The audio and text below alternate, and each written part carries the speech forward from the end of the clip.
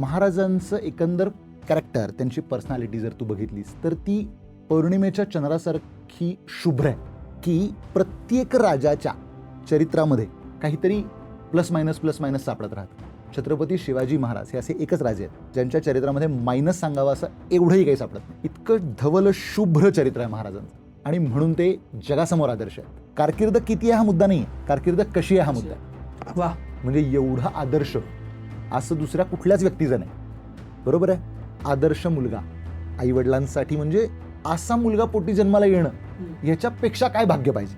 असा नेता, म्हणजे राजा होण्यापूर्वी ते नेते होते ना, म्हणून ते राजा होऊ शकले इव्हेंच्युअली जाऊन. म्हणजे एक दिवशी असं धावत गेले आणि मी राजा झालो असं घडलेलं नाही.